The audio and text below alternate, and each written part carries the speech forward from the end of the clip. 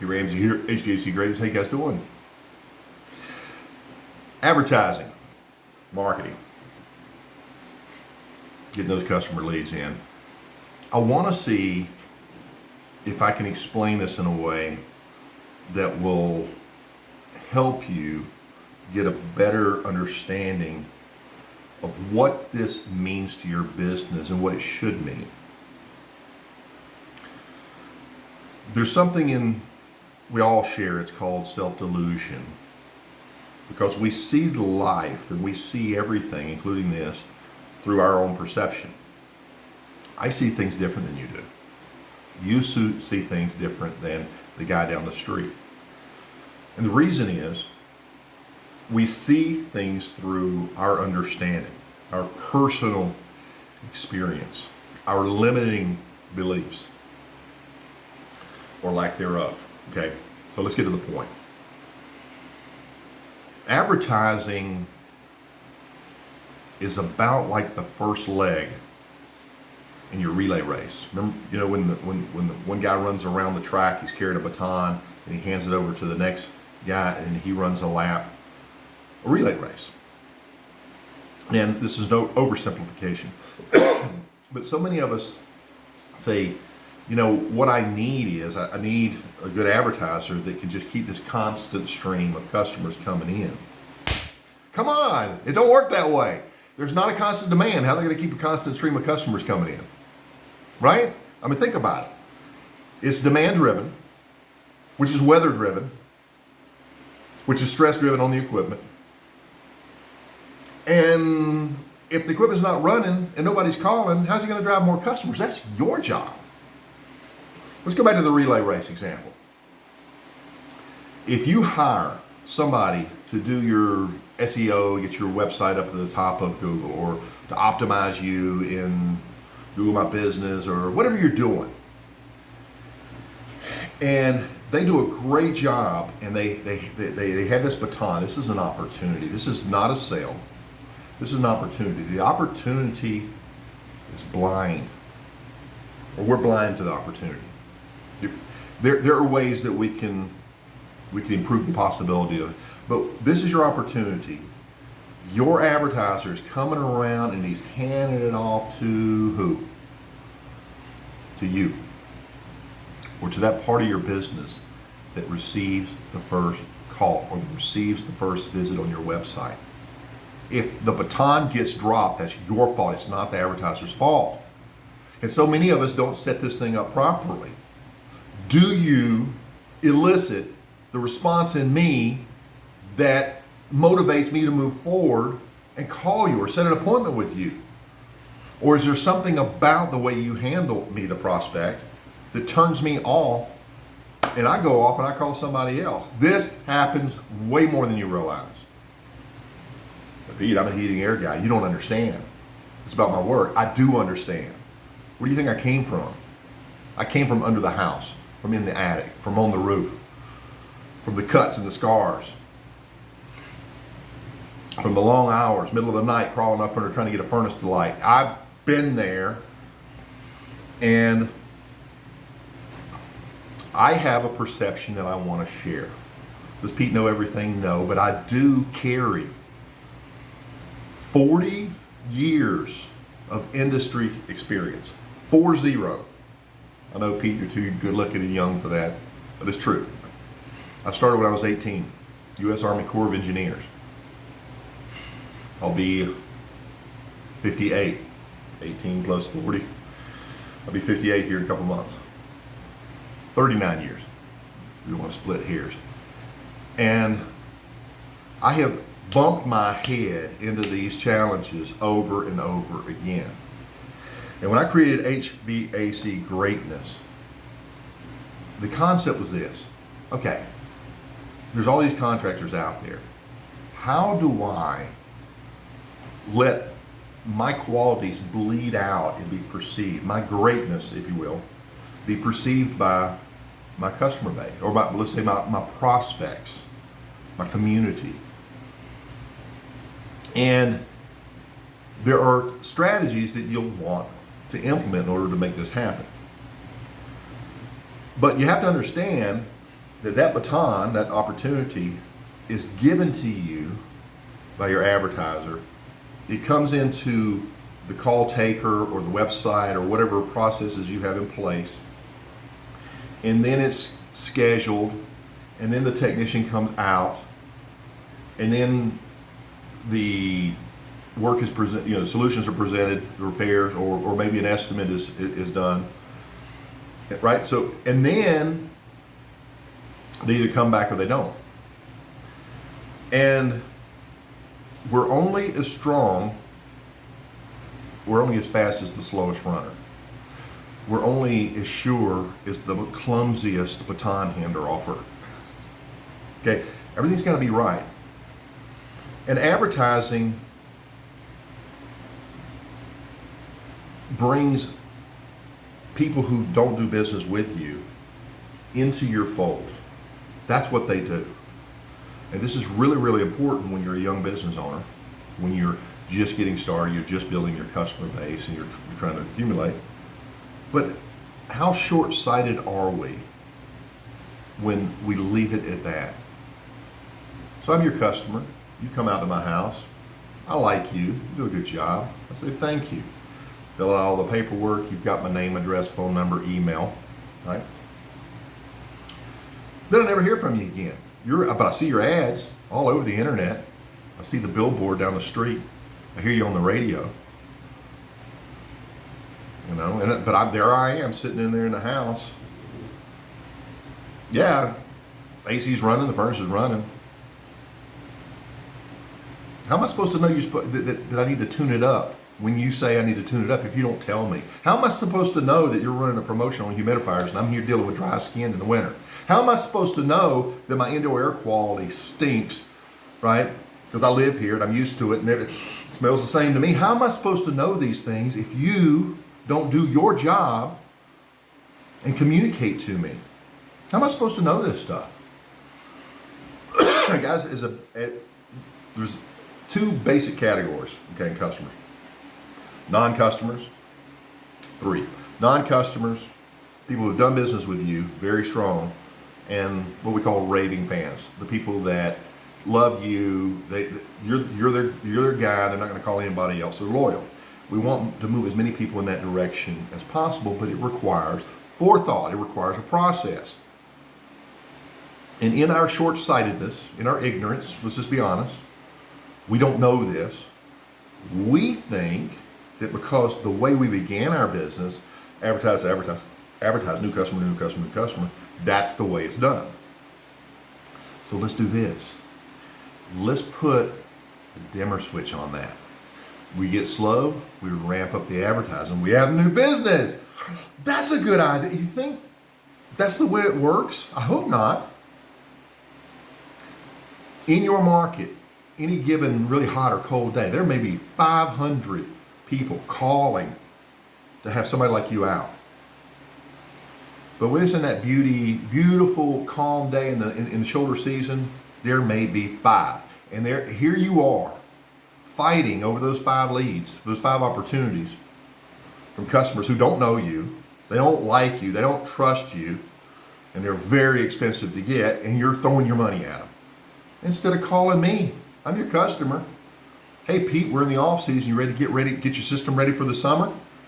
It's tune-up time. It's maintenance time. I should already be on a maintenance agreement. That's beside the point. And when you are out here, don't sell to me. Educate me. Hey Pete, we've gone through your system. Here is the full assessment. Let's talk about what we've got, where you are, what the life expectancy of the system is, and kind of your dashboard, if you will, as to what's going on. We check this, we check that. And if you've trained your team, we call this the consultative service call process. If you do a true consultative service call, and you've done a full assessment, using a checklist, for goodness sake. There's not a pilot in this world, not a good pilot in this world, that doesn't have a complete checklist before lifting that plane off into the air, but yet you go through a service call with no checklist. Just go in there, it looks good, it looks normal. Desensitized to what's normal when it's full of crap. That's not normal. It's typical. That's not the way it's supposed to be. So the consultative service call comes into my house, so service technician, and he or she begins explaining. I'm listening. Not only do I find out the status of all my equipment, I see opportunities that could enhance my comfort, improve my peace of mind. That contactor's pitted, it typically fails after about the same time that that other component that just failed. Yeah, go ahead and change that for me. I'd like to go into the summer knowing everything is in good shape. That's a motivator. If your limited mindset tells you never replace something until it's broken, you have got some waking up to do. My best buddies had muscle cars when I was a kid, and their dad used to come out, and he'd get me to help him. And we go through, we change all the belts, all the hoses, we change all the spark plug wires, the distributors caps, and it all prettied up. Tires, tire pressure. We go through everything. And I guarantee you, those cars didn't break down on the side of the road, but the one that you wait for it to fail, you're getting ready to make this long trip through the season, does. It does. We are not doing maintenance like it should be done. We've got a program for you on that that'll blow your mind. It's done differently. It's done right. The old school maintenance agreement program is not. It's fallen way short. Come in the fold, guys. Learn how to do it properly. Come in and understand the difference between a service agreement and a maintenance agreement, what a hybrid of those could be. Come in and understand what proactive repairs can do for your business, for your customer, for the relationship, for your summer. What would it be like that if all those maintenance agreement customers that you went out and you took care of in the spring and the fall, come summertime or wintertime, they never call you? What would that be like? Well, what that would be like is it would take that huge peak and it would bring it down and allow you to do what? Find new customers. Grow your fold, grow your customer base. We need a system that includes the advertising.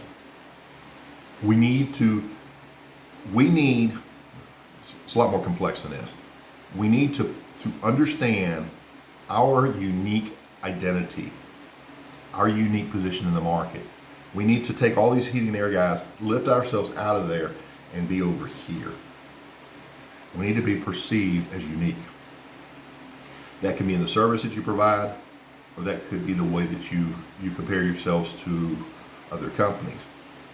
But one shape or form, we should be able to look at all those vans out there in the parking lot of the parts house, and there's one that stands out, and it just doesn't belong. It's a cut above.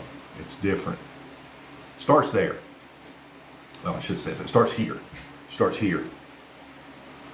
You're your own worst enemy, and you're so prideful and so certain that the paradigm that you see this world through is right, that you are wrong. You're holding yourself back.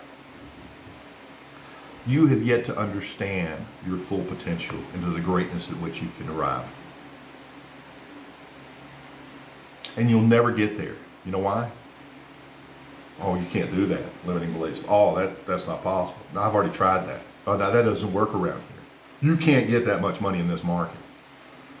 And on and on and on. Why? Because you did it once or twice, had your face slapped. Listen, I'm a different customer than my neighbor down the street. Why do you treat me the same? I have different interests. I have different values. What if you created this identity, this business, this powerful identity as a company, and you had this unique service, and the values that you base it all on was not about just cheaper. It wasn't just about the money. It wasn't about get 3 estimates to go with the cheapest one. What if it was about something other than that? And what if those values align with my emotional triggers? And by the way, people don't buy logically. They buy emotionally, and then they justify it with logic. You're selling up here. You need to buy this. It's a 16 series, it's a 2-stage. We've got a 90% variable capacity, variable speed, whatever you're doing. You're selling up here, and they're buying in here. Until you understand that correlation, how to sell to the emotional level, and justify it with the logical. We're communicating on two levels. I'm speaking to you, your conscious mind, but I'm really talking to your subconscious mind. And I'm encouraging that trigger, which goes, decision made. You know what the 7 primary triggers are, emotional triggers are? It's a good book called 7 Triggers to Yes. Check that out. So it's a very complex machine. And you gotta quit blaming your darn advertising. Get somebody who gets the leads to you, gets that baton to runner number 2. The type of baton you're attracting, but they're bringing me crappy leads. Okay, there's a measure of truth on that, right? But you are sending out a message. $19.95 tune-up special promotion. And you wonder why crappy people respond to that. Think about the messages you're putting out there. Who do you want? I'm not going to pay for a $20 tune-up. I'll pay $120 for somebody who knows what the hell they're doing and can give me a report, and I can believe in them. I can trust them. Why? Because I have a little bit of money. There's not an experienced consumer, an experienced buyer, somebody that's been around the block. They understand that this is not Amazon. This is not a component. They understand there's a lot more that comes with this. There's the expertise of the individual that comes out. They understand these things because they've been burned. I told the story the other day about the car rental. I went to one of these cheap car rentals. Totally got screwed, would not refund my money. I finally went over to Hertz, got the best they had, good to go. Don't buy cheap. You get your money's worth is what they used to say, but my grandpa used to say it better. Either way you go, you get your money's worth. Get what you pay for is what they used to say. So, advertising is part of your strategy. Just as you have developed when you were a technician or an installer or what have you, a great understanding of every aspect of the business. And the more you learn, the more you realize, I got more to learn. You fully mature. That's one hat. Now you've got this business management and you are totally underdeveloped and you know it. I didn't know what the hell I was doing. And they're making all kinds of mistakes. Cost me a bunch of money. So you have these 2 hats. Set them aside, you have one more. This is your entrepreneurial hat. This is the one that sets you apart. This is the one that has visions. It clears the clutter out of the way and it sees an opportunity that your competition doesn't. But you have to fuel that. You have to empower that. You have to set this up to remove the clutter and that you can't do that and the negativity and everything else and put you in a point of clarity. Mental work, affirmations, mental exercises, gratitude, a decision matrix that allows you to correct and redirect these things. This is part of the process. I was listening to Dan Pena, the $1 trillion man. This guy's made more money than anybody. He speaks down to multi-millionaires like they're stupid. This guy's like another level. Does affirmations every day. He does the mental work. He understands that my only enemy, the only thing holding me back is looking me back in the mirror, and the same is true with you. You think you're different? You think you're special? I mean, you're special and you're different, but really? I know you think that your perception of how this whole thing works is accurate, but it's not. It's your filter. It's the model that you've created mentally. Rise above that. Take every belief that you have right now on how things work and suspend it. Suspend it and question it. Is that my limit? Will everybody call me crazy when I go up here? Will everybody call me controversial when I succeed up here? Because he can't call you crazy once you succeed, right? Most controversial HVAC business in the market. What will they call you when you go to the next level? innovative genius, true entrepreneur. The business is changing, the landscape is changing, the economy is changing, everything is changing. And for those of you who can step above this and go through a process, right? Constant improvement, constant growth. You got to have the structure. The world is your oyster, but you've got to start here. I call this the HVAC Factor. What is that thing that you have that we can develop and put up and make it an extension of you into your business, into your identity, so that you're genuine, you're authentic, you're who you are. Cultivate, develop, and enlarge that so that there's nobody in the market like you. What is that? You don't know. You've yet to discover it. And you won't know until you do the work. I wish I had this kind of stuff back when I was in business. I mean, I got a lot right. You know, I was a young business owner. Service technician turned business owner, had to. Coming out of the recession, got laid off, had a wife and 3 children at home, working out of the back of my station wagon because I couldn't afford a van. Using this job to finance the tools for the next job. Been there, done that, guys, I'm telling you. And anybody worth their salt speaks from experience. Experience dictates all. Go get the certification, you go take the diploma, you go, and I've talked to guys, they're at university, I've studied business, whatever. Heartbreak Ridge, remember the movie, Clint Eastwood? Heartbreak Ridge University. In other words, my schooling was in the trenches. My schooling was out there making it happen. Growth comes from failure.